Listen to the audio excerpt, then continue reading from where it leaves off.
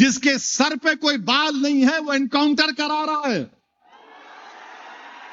उत्तर प्रदेश के chief minister, नहीं मालूम बाज वक्त उनको क्या क्या हो जाता है, मोहम्मद अली जौहर के बारे में बोल रहे हैं। मोहम्मद अली जौहर के बारे में बोल रहे हैं कि उन्होंने पाकिस्तान की मदद किए। हमारे मुख्यमंत्री साहब, पहले तो आप कितना पढ़े हुए मेरे को नहीं मालूम। मोहम्मद अली जौहर बहुत पढ़ा लिखा आदमी था और मोहम्मद अली जौहर यकीनन मुस्लिम लीग के सदर थे, मगर बाद में ये उस वक्त की कांग्रेस के सदर भी थे। यकीनन खिलाफत मूवमेंट की तहरीक का एक बड़ा हिस्सा थे। अगर आपको मोहम्मद अली जौहर उत्तर प्रदेश के चीफ मिनिस्टर तकलीफ है कि मोहम्मद अली जौहर ने खिलाफत मूवमेंट में हिस्सा लिया इसलिए मेरे पेट में सर में दर्द हो रहा, तो और दर्द पैदा करूंगा तुम्हारे दिल में। अब सुनो, आरएसएस के जो बानी थे उनका नाम क्या था? हेगडेवर। हेगडेवर हेगडेवर जिंदगी में एक ही मर्तबा जेल को गए, एक ही मर्तबा जेल को गए। कब गए? खिलाफत मूवमेंट में तकरीर की हेगडेवर ने, खिलाफत मूवमेंट की ताईद में। अब हमारे बाबा को मालूम ही नहीं मालूम तो पूछ लेना, वरना ये हैदराबाद की शेरवानी परेशान कर देंगी तुमको। हेगडेवर जेल को एक ही मर्तबा गए। कब गए? जब खिलाफत मूवमेंट चल रहा था तो हेगडेवर तकरीर करे खिलाफत मूवमेंट की ताईद में। अच्छा, हेगडेवर जेल को जाके मोटे होके निकले और वो मोहम्मद अली जौहर जो राउंड टेबल कॉन्फ्रेंस को लंदन गए थे, उन्होंने कहा कि मैं लंदन से वापस या तो मुल्क को आजाद करा के आऊंगा या फिर मेरी मौत होगी। मोहम्मद अली जौहर राउंड टेबल में शिरकत किए, उनका इंतकाल हो गया। बैतुल मुक़द्दस में मस्जिद अक्सा के उस दामन में उनकी आज खबर है। लाखों लोगों ने उनके जनाजे में शिरकत की।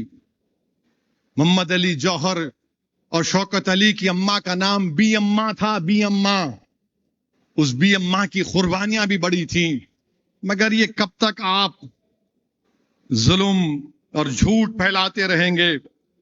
सुनो, उत्तर प्रदेश के मुख्यमंत्री मोहम्मद अली जौहर का एक मशहूर शेर है, अगर आपको तो समझ में नहीं आएगा, मगर जिसको समझ में आएगा वो तर्जुमा करके भी तुमको समझाने डरेगा। मोहम्मद अली जौहर ने क्या शेर कहा था? कत्ले हुसैन असल में मर्ग यजीद है, कत्ले हुसैन असल में मर्ग यजीद है, इस्लाम जिंदा होता है हर करबला के बाद। तो सुन लो उत्तर प्रदेश को हुक्मरानों, इस्लाम जिंदा होगा इंशाअल्लाह ताला। तुम्हारे एनकाउंटर से, तुम्हारे बुलडोजर से, तुम्हारे जुल्म से खत्म नहीं होगा। तुम जो मदरसे और मस्जिदों को आज तोड़ रहे हो, इंशाअल्लाह ताला वो एक एक ईंट अल्लाह से कह रही है कि जालिम ने जुल्म किया, परवरदिगार तो देख ले। जमहूरियत है, आप कानून के बजाय जुल्म कर रहे हैं। और फिर दूसरी बात ये कि आजकल वो मनुस्मृति की बड़ी बात हो रही है मीडिया में। मेरे भी पेट में दर्द होता, मैं नहीं बोला तो।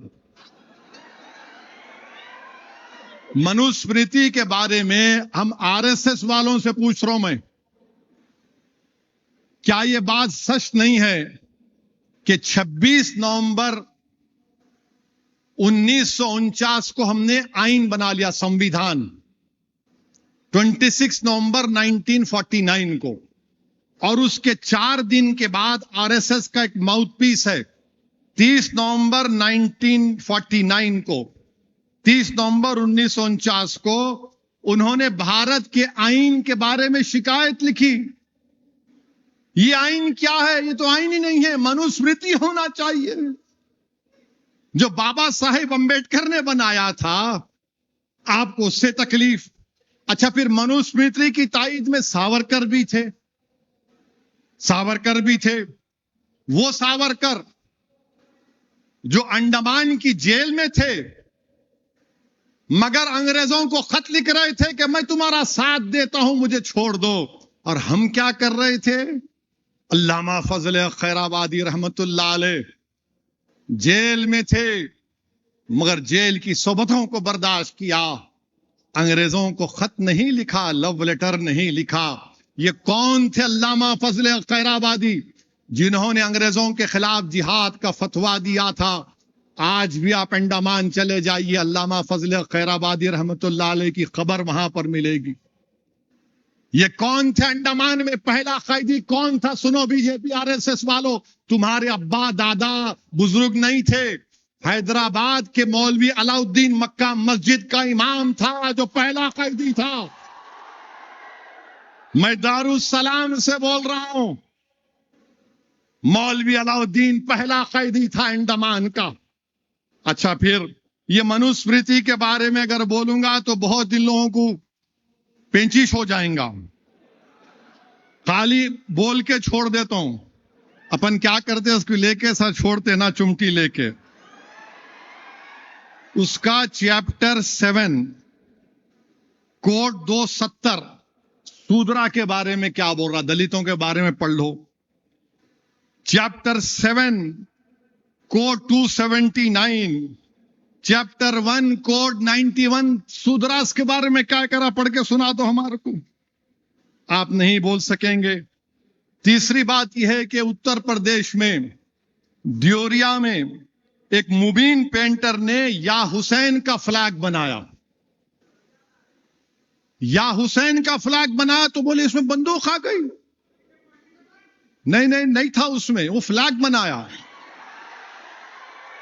वो फ्लैग बनाया नहीं था। इन्हों लिख जाके बेचारे मुबीन को 3 लोगों के साथ जेल में डाल दिए। झंडा बनाए तो इतना डर रहे तुम। जाहिर है वक्त का यजीद डरेगा ना हुसैन के नाम से। जहां हुसैन का नाम आया यजीद कांपना शुरू कर देता है, तो लेके चले गए। अच्छा, फिर चौथी चीज, आज इलाहाबाद हाई कोर्ट का जजमेंट आया। हमारी एक बेटी स्कूल में हिजाब पहन रही थी, हिजाब पहन के कोर्ट ने कह दिया कि हिजाब आप नहीं पहन सकते। मैं इस हाई कोर्ट के जजमेंट के खिलाफ हूं, इससे एग्री नहीं करता हूं। क्यों? क्योंकि साबरीमाला केस सुप्रीम कोर्ट में चल रहा है और supreme court reserve for judgment है। इलाहाबाद हाई कोर्ट के फाजिल जजेस को अपना जजमेंट रोकना चाहिए था।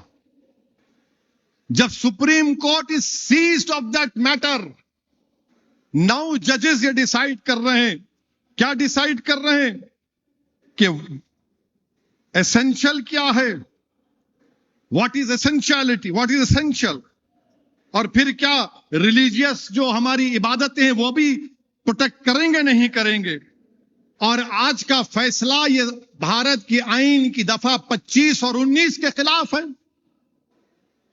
मैं कपड़े पहनता हूं, सिख हमारे बेटियां और हमारे बच्चे पहनते हैं। आप होते कौन है इस्लाम के एसेंशियलिटी को डिसाइड करने वाले? राइट टू प्राइवेसी को सुप्रीम कोर्ट ने कह दिया फंडामेंटल राइट। अरे मेरी प्राइवेसी है। और फिर आप उत्तर प्रदेश में सबसे कम खवातीन में हाई स्कूल में अगर कोई है तो मुस्लिम बच्चियां हैं, उनकी तालीम को आप रोक रहे हैं। और फिर सर पे अगर कोई हिजाब हमारी बेटी पहन रही है, सर पे पहन रही है, दिमाग पे नहीं पहन रही है, जिसके सर पे कोई बाल नहीं है वो एनकाउंटर करा रहा है। वो क्या क्या बातें करते हैं। तो इसलिए फैसला गलत है, बल्कि ये तो इस्लाम पर हमला है। यह फैसला इस्लाम पर हमला है। यह फैसला what is essential supreme court decide कर रहा है। आप एसेंशियलिटी आप क्यों डिसाइड करेंगे? मेरा मजहब है ना।